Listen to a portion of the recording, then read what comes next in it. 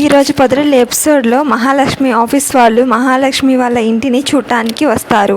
అయితే ఎందుకు వస్తారు, ఏం జరుగుతుంది ఈరోజు ఎపిసోడ్లో చూద్దాం. పొదరిల్లు ఎపిసోడ్ ముందుగానే ఏం జరిగిందో తెలుసుకోవాలనుకుంటే నా ఛానల్ని సబ్స్క్రైబ్ చేసుకోండి. కేశవ బయట నుంచి ఇంటికి వస్తాడు. వచ్చిన తర్వాత మాధవ అంటాడు, ఈ కూర రుచి చూడరా అని అంటాడు మాధవ కేశవతో. చూసిన తర్వాత సూపర్, అదుర్స్ అంటాడు కేశవ.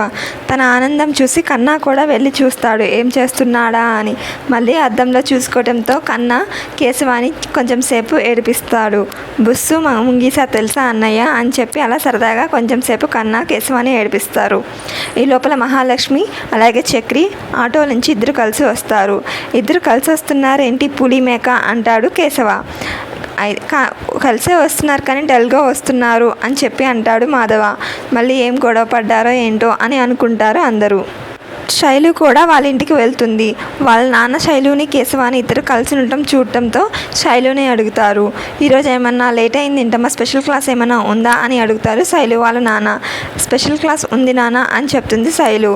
దాంతో శైలు వాళ్ళ నాన్న శైలుని పట్టి అడగడంతో ఎందుకు అడుగుతున్నారు నాన్న ఇలా అని అనుకుంటుంది శైలు.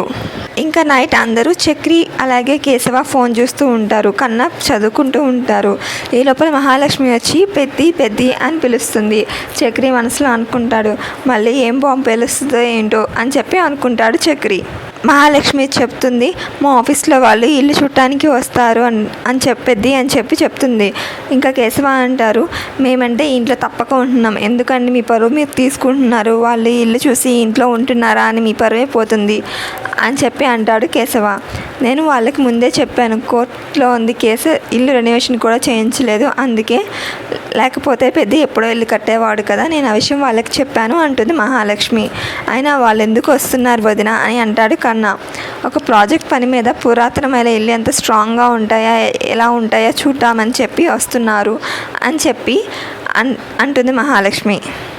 మహాలక్ష్మి కూడా వాళ్ళేమీ అనుకోని వాళ్ళైతేనే పిలుస్తుంది కదరా, వాళ్ళేమి అనుకోరేమో అని చెప్పి అంటాడు మాధవ. ఇంకా మహాలక్ష్మి అంటుంది, మన ఇల్లు చూసి వాళ్ళేమి అనుకోరు పెద్ది అని చెప్పి అంటుంది. ఇంకా చక్రి అనుకుంటాడు మనసులో, విడాకులు అడుగుతుంది కానీ మన ఇల్లు అంటుంది, నువ్వు నాకు అర్థం కావు తల్లో అని చెప్పి అనుకుంటాడు చక్రి మనసులో. ఇంకా పెద్ది అంటాడు, నేను అందరికీ భోజనం ప్రిపేర్ చేస్తాను, మనకు వండే దాంట్లో కొంచెం ఎక్కువ వండుతాను అని చెప్పి అంటాడు. మహాలక్ష్మి అంటుంది, మీకు ఆ ట్రబుల్ ఎందుకండి, వద్దండి అని చెప్తుంది పెద్దిని.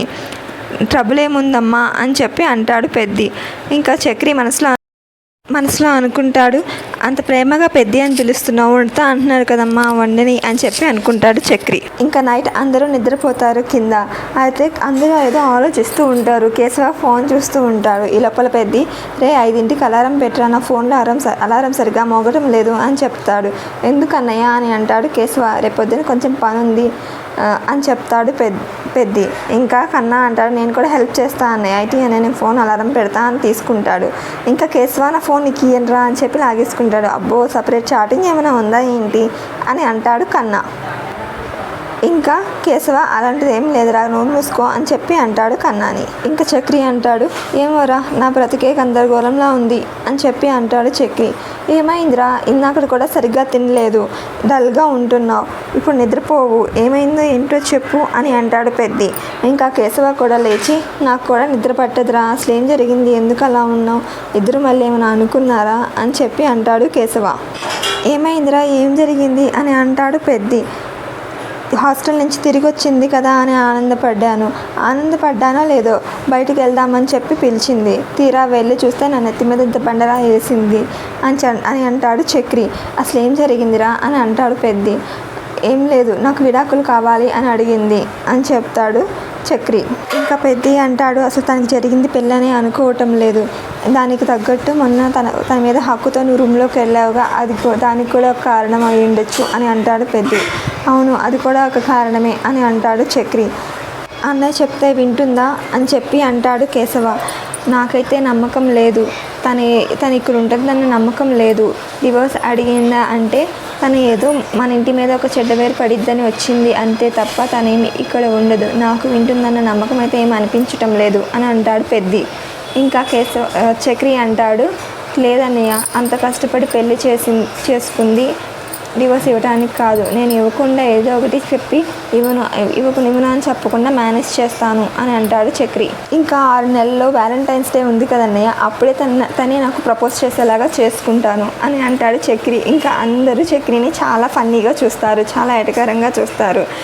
ఇంకా చక్రి అంటాడు, నన్నేమంత వెటకారంగా చూడక్కర్లేదు, నా ప్రేమ మీద నాకు నమ్మకం ఉంది, విడాకులు తీసుకునే ఛాన్సే లేదు అని అంటాడు చక్రి. ఇంకా కన్నా మధ్యలో లెగిస్తే ఇంకా చక్రి అంటాడు, మీ వదినికి నేను విడాకులు ఏమి రా, వదిన ఎక్కడికి వెళ్ళదు, ఇక్కడే ఉంటుంది, నువ్వు నిద్రపో అని చెప్పి కన్నాకు చెప్పి నిద్రపిస్తాడు చక్రి. తెల్లారేసరికి మాధవ అలాగే కన్నా ఇద్దరు ఇల్లుని చాలా శుభ్రం చేసి చాలా కొత్త ఇంటిలాగా మారుస్తారు. ఏంటి మన ఇల్లేనా అని చెప్పి అంటాడు చక్రి. ఎవరైనా వస్తున్నారా ఏంటి అని అడుగుతారు. ఇంకా మాధవ అంటాడు, మహాలక్ష్మి వాళ్ళ ఆఫీస్లో వాళ్ళు వస్తున్నారు కదా అందుకే అని చెప్పి అంటాడు మాధవ. ఓ అందుకేనా అని చెప్పి అంటాడు. అయితే దానికోసం టిఫిన్లు టీ ఇస్తాను అని చెప్పి అంటాడు మాధవ. రే నువ్వు గొడవ పడ్డావు కానీ మళ్ళీ ఏదో ఒకటి అనుకోవాలని అని చెప్పి అంటాడు కేశవ. అంటే వదిలి మాత్రం ఊరుకునిద్దా ఏంటన్నయ్య అని చెప్పి అంటాడు కన్నా. మహాలక్ష్మి వాళ్ళ ఆఫీస్ వాళ్ళందరూ కలిసి పెద్ద ఇంటికి వచ్చారు. ఇలాంటి హౌస్ కోసమే మేము వెతుకుతున్నాం, ఈ సిటీ నడిబొడ్డులో ఉండటం చాలా అదృష్టం అని అంటాడు విక్కీ. ఇంకా అందరూ లోపలికి వస్తారు. పెద్ద చెప్తాడు, ఇది మా తాతగారు వాళ్ళ తాతగారు కట్టించారు, అంటే మా ముత్తాత గారు. ఈ ఇల్లు కట్టి 120 సంవత్సరాలే అయింది అని చెప్తాడు పెద్ద. నైస్ అని చెప్పి విక్కీ అంటాడు. ఇంకా ఇల్లు చూడటానికి ఒకసారి చూసొస్తాం అని చెప్పి మహాలక్ష్మి ఇల్లు మొత్తం చూపించి వస్తుంది.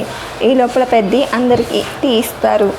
టీ చాలా బాగుంది, మహాలక్ష్మి చాలా లక్కీ అని చెప్తాడు విక్కీ. నాకు కూడా క్యారేజ్ బాక్స్లో కొంచెం ఎక్కువ పెట్టుకురండి, దివ్య చెప్తుంది మీ ఫుడ్ చాలా బాగుంటుంది అని అంటాడు విక్కీ. ఈ లోపల విక్కీ అడుగుతాడు, నీకేమవుతాడు, మొన్న కూడా ఆఫీస్కి వచ్చి గొడవ పడ్డాడు కదా అని చెప్పి అడుగుతాడు.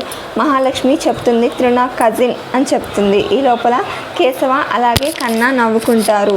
కజిన్ అంటే బ్రదర్ సిస్టర్ అని కాదురా, మామ కొడుకు అత్త కొడుకు అని కూడా అర్థం అని చెప్తుందట. అవునా, ఈ మాట ముందు చెప్పరేంటి అని అనుకుంటాడు చక్రికి. ఇంకా నచ్చదు, లక్కీ అని పిలవటం నచ్చదు. ఇంకా చాలా ఆఫీస్లో వాళ్ళంతా వెళ్ళిపోయిన తర్వాత తను కజిన్ అని పిలుస్తుంటే మీరేం చేస్తున్నారు అన్నయ్య, అగ్ని సాక్షిగా నేను తన్ని పెళ్లి చేసుకున్నాను అని అంటాడు చక్రి. అగ్ని సాక్షిగా కాదు అన్నయ్య, పోలీస్ స్టేషన్ సాక్షిగా అని చెప్పి అంటాడు కన్నా. ఇంకా కన్నా కేశవ అలా చెప్పి నవ్వుకుంటారు. ఇంకా చక్రి అంటారు, ఆపండి, నేను ఇంకా 6 నెలల్లో తను భర్తగా తను నన్ను ప్రేమిస్తుందని చెప్పేలా చేసుకుంటాను అని అంటాడు చక్రి. కేశవ కోసం శైలు షాప్ దగ్గర వెయిట్ చేస్తూ ఉంటుంది. అయితే ఏంటి అంత బుసబుసలాడుతున్నావు అని అంటాడు కేశవ. ఏం లేదు, అమ్మ బిర్యానీ చేయమంటే చేయనంది అని చెప్పి శైలు అంటుంది. సరే ఇప్పుడు బిర్యానీ తిన్నావా తీసుకురానా అని అంటాడు కేశవ. తిన్నానులే, తిట్టినా సరే ఆమె పెట్టింది అని చెప్తుంది శైలు. అయితే ఇప్పుడు కొంచెం నవ్వచ్చు కదా అని అంటాడు కేశవ. నాకు నవ్వు రావటం లేదు అని అంటుంది శైలు. అయితే కేశవ శైలుకి నవ్వు తప్పిస్తాడు. ఈ లోపల శైలు వాళ్ళ నాన్న శైలుని కేశవాని అలా ఉండటం చూసి గట్టిగా శైలు అని అరుస్తాడు. మీరేంటి నాన్న ఇక్కడ అని అంటుంది శైలు. బైక్ రిపేర్ కోసం వచ్చాను నాన్న నేను ఇక్కడికి అని అబద్ధం చెప్తుంది. అబద్ధం చెప్తున్నావా అని చెప్పి ఒక్కటి కొడతాడు శైలు వాళ్ళ నాన్న. ఫస్ట్ ఇంటికి పద అని అంటాడు శైలు వాళ్ళ నాన్న. ఇంకా కేశవాని మా అమ్మాయికి ఏం ముందు పెట్టావురా అని చెప్పి అంటాడు.